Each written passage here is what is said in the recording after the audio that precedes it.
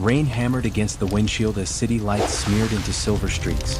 A black sedan idled under a bridge, engine humming, wipers fighting the storm. Inside sat Kenzo Tan, eyes fixed on the dashboard radio when the words cut through the static. Breaking news, billionaire Adrian Lee presumed dead after a private helicopter crash off Singapore's east coast. His hand froze on the wheel. The world outside blurred, only the voice remained, cool and certain, confirming the impossible. Adrian Lee was gone. The man who built an empire from nothing, the man who promised to cover his son's surgery, the man who had once told him, loyalty outlives money. Gone. The phone on the seat beside him lit up.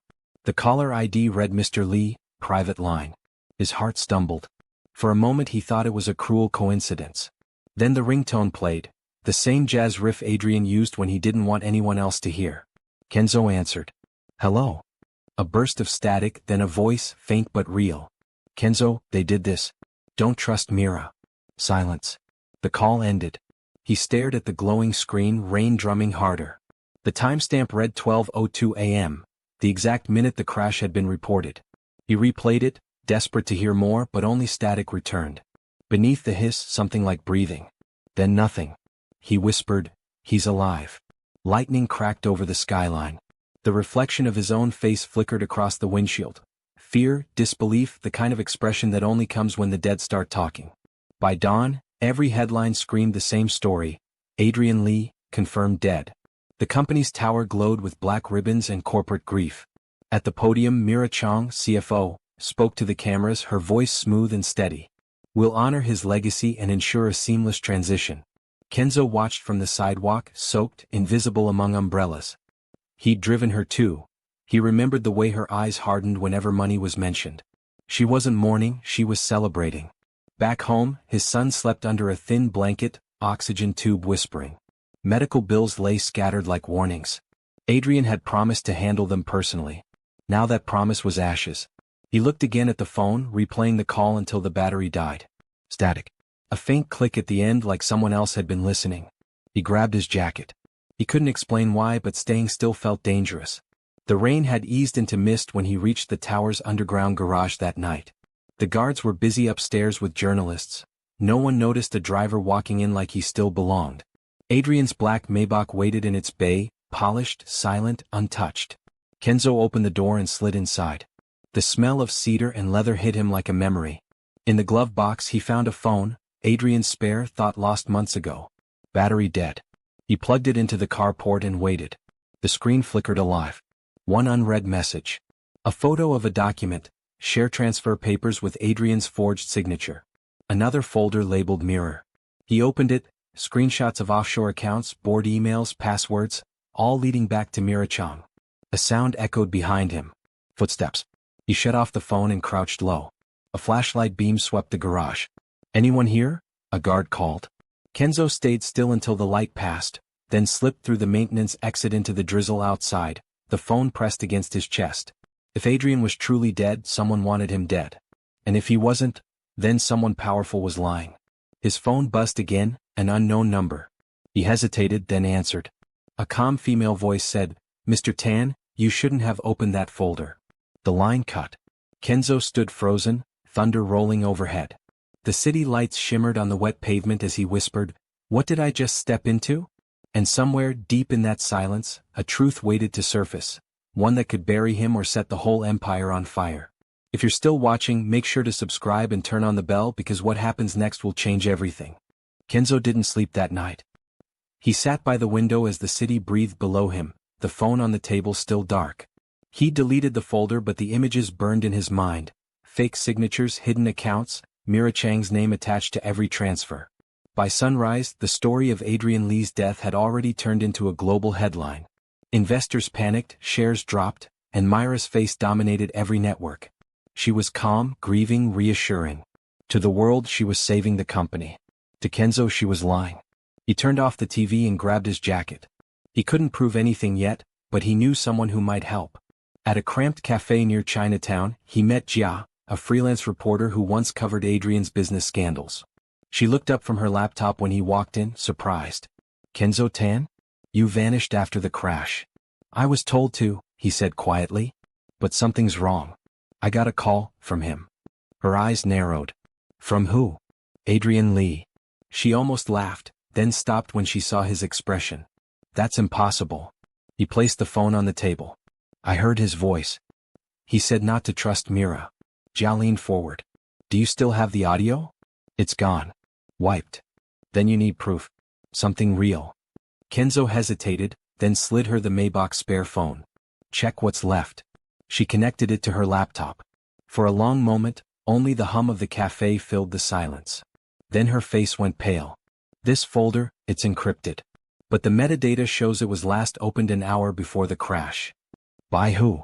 She scrolled. An IP address registered to Mira Chang's home. Kenzo felt his chest tighten. He leaned closer. Can you unlock it? Maybe. But if I do, they'll know. The signal can be traced. He exhaled slowly. Then do it somewhere safe. She nodded. Meet me tonight. Same place. If I'm not here, leave. He thanked her and walked out into the sunlight, but the warmth didn't reach him. Someone across the street was watching, suit, earpiece, pretending to scroll a phone. When Kenzo looked his way, the man turned and disappeared into traffic. By evening, Kenzo returned to the cafe. Jia wasn't there. Her laptop sat open on the counter, coffee still steaming beside it. The barista shrugged when he asked. She went out to take a call. 10 minutes ago. Kenzo's phone buzzed. A message from an unknown number. You should have stayed in the car, Mr. Tan. He ran outside, scanning the street. No Jia. No sign of her anywhere. Then his phone rang again, another unknown caller. He answered, breath unsteady. Kenzo, a voice said, calm, almost kind. Was Mira. I hear you've been asking questions. What did you do to her? Nothing yet. But you're making mistakes. Adrian trusted the wrong people. Don't repeat it. Where is he? Kenzo demanded. Silence. Then, dead. Accept it before you join him. The line clicked off. Kenzo stood still as the city noise blurred around him. He realized for the first time that this wasn't about a dead billionaire anymore. It was about survival. He ran.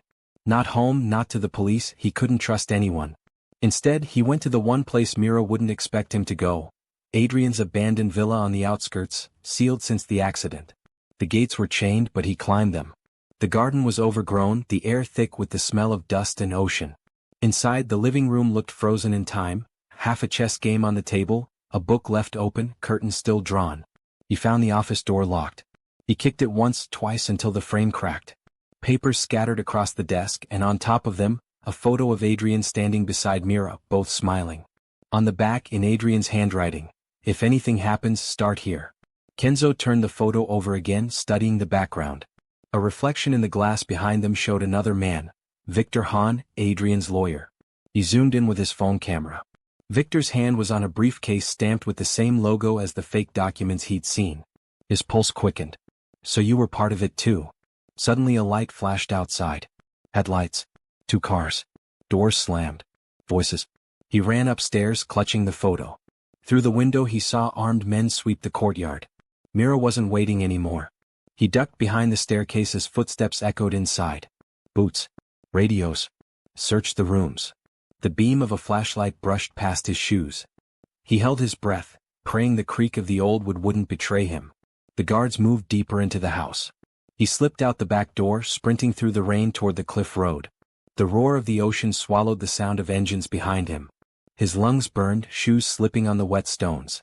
When he finally reached the edge, he looked back. The villa glowed in the darkness, a fire already starting inside. They were erasing everything. He whispered into the wind, "You planned this, Adrian.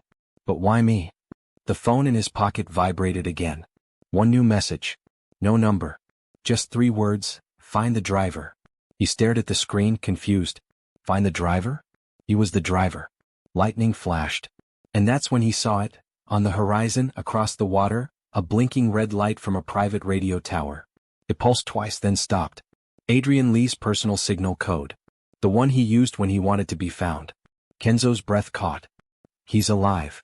And for the first time since the crash, hope cut through the fear like light through rain. If you're still watching, don't scroll yet. Hit that like button and subscribe because this story is just getting started. Kenzo drove through the night, every streetlight flickering across his wet windshield.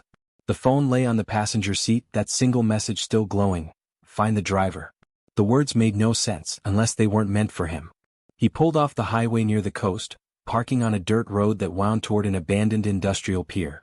In the distance, the radio tower blinked red against the storm clouds, rhythmic, deliberate, almost like a heartbeat. He killed the headlights and listened, waves crashing, distant thunder, the whine of wind through metal. He followed the signal until his shoes sank into sand. A lone storage shed stood near the shoreline, door half open, light leaking through the cracks. Inside, computers hummed softly.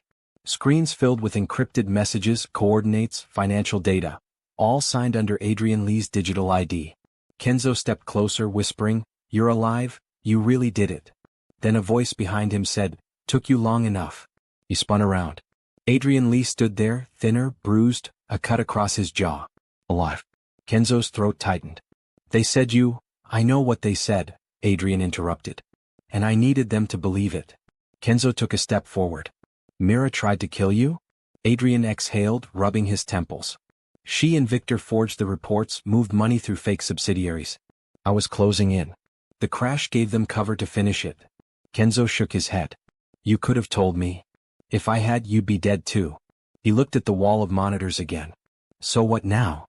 "Now we expose them." Adrian pulled up a live feed of the company's server logs. "Myra's signing a merger tomorrow morning that transfers every patent out of the country.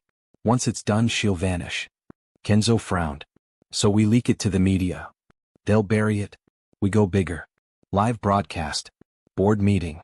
She'll be there. We just need to intercept the feed and override it." Kenzo stared at him. "That's suicide." Adrian smiled faintly. "Only if we fail."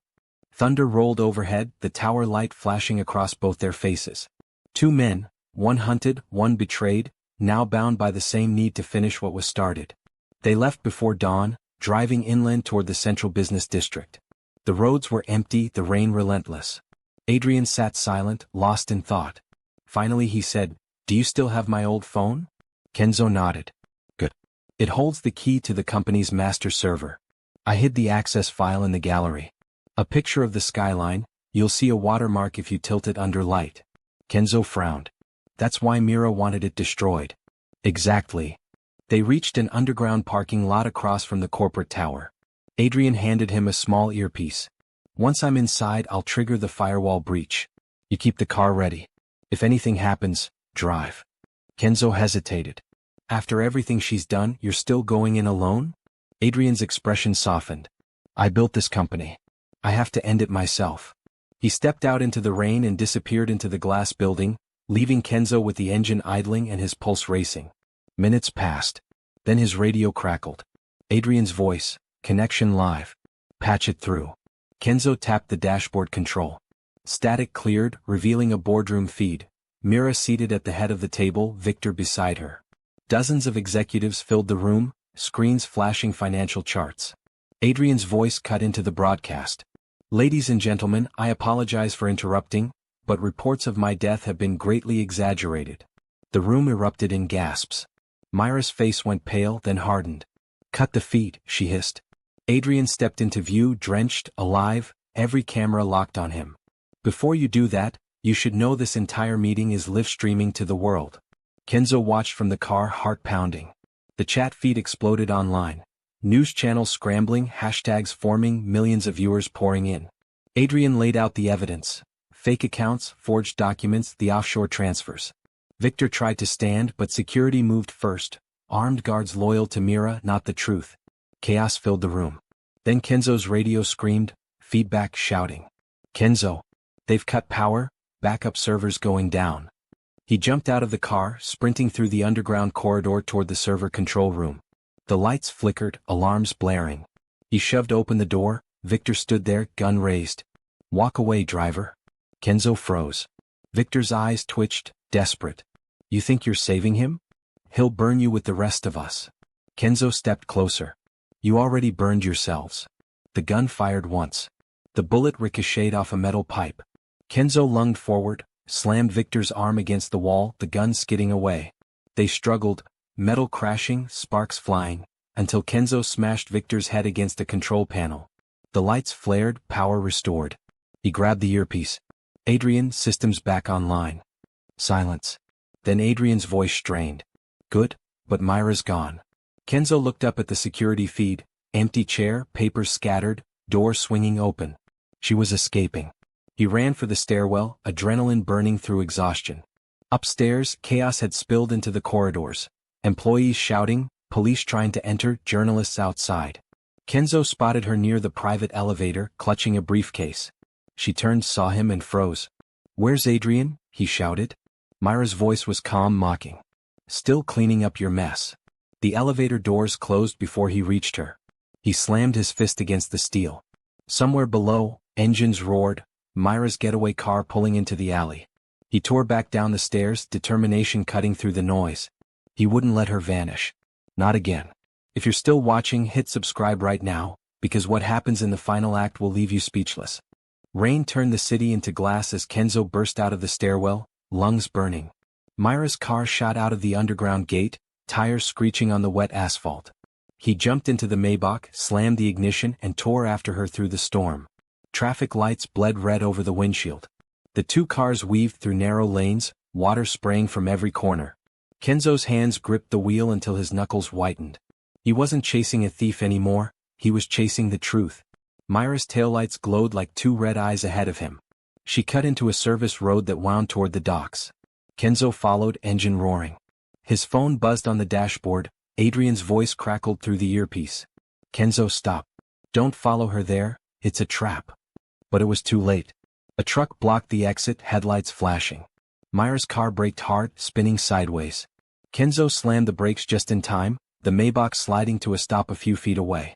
Myra stepped out, umbrella in hand, as calm as if she'd been waiting for him. "Mr. Tan," she said softly, her hair whipping in the wind. "You were loyal. I almost respected that. Where is Adrian?" "Still breathing, for now." She smiled. "But if you're smart, you'll walk away before you lose more than your job." Kenzo stepped closer, the rain washing down his face. "You killed the man who gave you everything." "Why?" Myra tilted her head. "Because everything he built belonged to me. I just took back what was stolen." She snapped her fingers. Two men emerged from the shadows, guns raised. Kenzo's mind raced. The truck behind them revved. He looked down. One of the dock's fuel lines was leaking, glistening across the concrete toward a generator. An idea flickered. He raised his hands slowly. "You're right. I should have walked away." Then he kicked the generator's power switch. Sparks erupted. The dock exploded in a flash of orange fire. The blast threw them all backward, the world dissolving into heat and smoke. Kenzo hit the ground hard, coughing, ears ringing. Flames danced across the wreckage. He crawled to his feet, scanning the chaos. Myra was gone, vanished into the smoke. His phone buzzed again, half melted but still alive. He pressed it to his ear. "Adrian?" The voice that answered wasn't Adrian's. It was deeper, distorted. "You shouldn't have done that, Kenzo." He froze. "Who is this?" "You were supposed to die with the others." The call cut. He stared into the darkness, the city lights flickering beyond the smoke. Then he saw it, a black silhouette standing on the far edge of the dock. A man, tall, wearing Adrian's coat.